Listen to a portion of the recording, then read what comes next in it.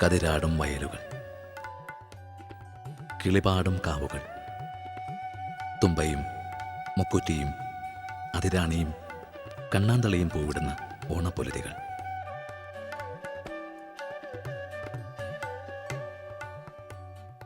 ഈ കുളവും കൽപ്പടവും ഓണത്തുമ്പിയും ഓണപ്പൂവിളിയും എല്ലാം എനിക്ക് നഷ്ടപ്പെട്ടു പോയിരിക്കുന്നു.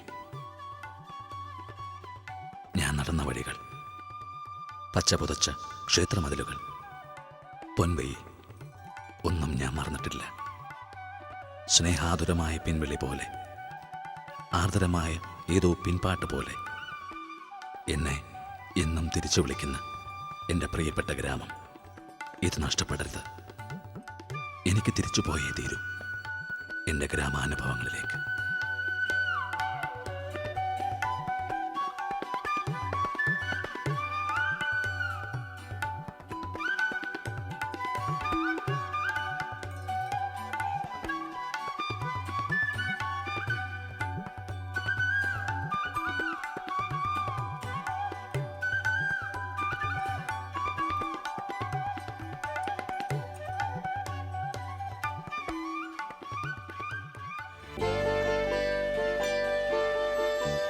എന്തിനാണ് ഗ്രാമങ്ങളിലേക്ക് നാം തിരിച്ചു പോകുന്നത്?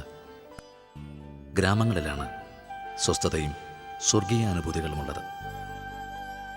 നഗരങ്ങളിലില്ലാത്ത ജീവിതത്തിൻ്റെ സൗഖ്യവും സമ്പന്നതയും ഗ്രാമങ്ങളിലുണ്ട്.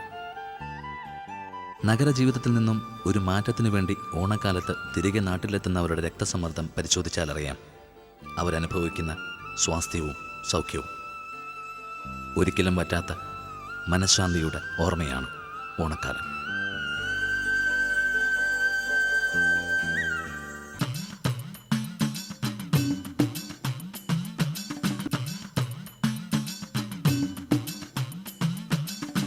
മലയാളിയുടെ ഏറ്റവും പ്രിയപ്പെട്ട ഉത്സവകാലമാണ് ഓണക്കാലം.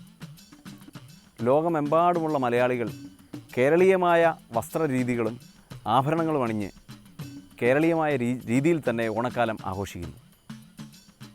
പൂക്കളമിടുന്നതാണ് ഓണക്കാലത്തെ ഏറ്റവും വലിയ പ്രത്യേകത.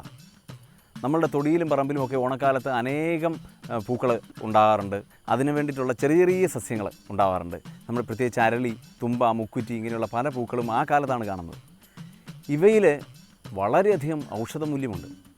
ഇത്തരത്തിൽ ഓണക്കാലത്ത് കാണുന്ന ഔഷധമൂല്യമുള്ള ഇത്തരം ചെറിയ സസ്യങ്ങളെക്കുറിച്ചാണ് ഈ ഓണക്കാലത്തെ ജീവധാരയിൽ. ചെടികൾ പൂക്കുന്ന കാലം, കേരളത്തിൻ്റെ വസന്തകാലം, ഓണക്കാലം. ഈ കാലത്താണ് ഏറ്റവും അധികം സസ്യങ്ങൾ പൂക്കുന്നത്. ഇതിൽ സത്വരജപ്രധാനം ആയിട്ടുള്ള പൂക്കൾ, അതുപോലെ തമോ ഗുണപ്രധാനമായിട്ടുള്ള പൂക്കളിൽ തന്നെ വെളുത്ത നിറത്തിലുള്ള പുഷ്പങ്ങളെല്ലാം സത്വഗുണപ്രധാനങ്ങളും, ചുവപ്പ് അതനുബന്ധപ്പെട്ടിട്ടുള്ള വർണ്ണങ്ങളെല്ലാം രജോ ഗുണപ്രധാനവും, കടും നീല, നീല മുതലായിട്ടുള്ള തമോ ഗുണപ്രധാനങ്ങളായിട്ടുള്ള പുഷ്പങ്ങളുണ്ട്. ഇതിൽ വൃത്താകാരത്തിലാണ് പൂക്കൾ രചിക്കുന്നതിൽ അതിൽ നടുക്ക് കുറേ പൂക്കൾ വെക്കുക. അതിനുശേഷം സത്വം, രജസ്, തമസ് ഈ രീതിയിൽ വർണ്ണവിന്യാസം ചെയ്തിട്ട് പൂക്കളുണ്ടാക്കി അതിന് പുറമെ ഇല കൊണ്ട് ഒരു പരിധിയൊക്കെ ഉണ്ടാക്കിയിട്ട് പൂക്കൾ കൊണ്ട് ഒരു പൂക്കളം ഉണ്ടാക്കി നമ്മൾ ഒരു ദേവതയെ സ്വാഗതം ചെയ്യുകയാണ്.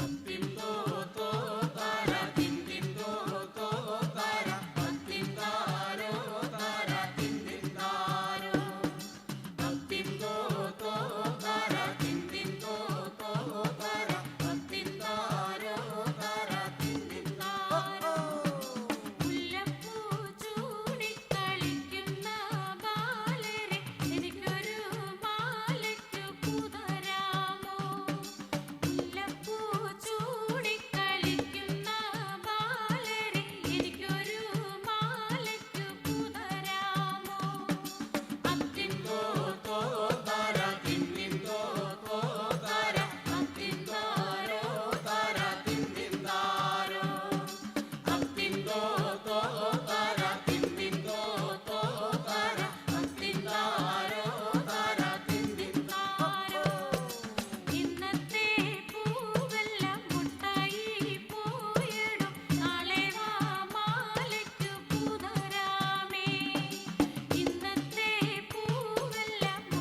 പൂക്കളത്തിലിടുന്ന പൂക്കളെല്ലാം ഔഷധ ഗുണമുള്ളവയാണ്. തുമ്പ, തെറ്റി, മുക്കൂറ്റി, താമര തുടങ്ങിയ പൂക്കളുണ്ടാവുന്ന ചെടികളുടെയെല്ലാം മിക്ക ഭാഗങ്ങളും ഔഷധത്തിനായി ഉപയോഗിക്കുന്നുണ്ട്. ഓണക്കാലം എന്നത് വസന്ത നവരാത്രി എന്നാണ് അതിന് വ്യവഹാരം. അതിൽ അത്തമ്പത്തോണം, അത്തം മുതൽ 10 ദിവസം ഉത്രാടം വരെയാണ് ഓണക്കാലം. തിരുവോണം അതിൻ്റെ സമാപന ദിവസം മാത്രമാണ്.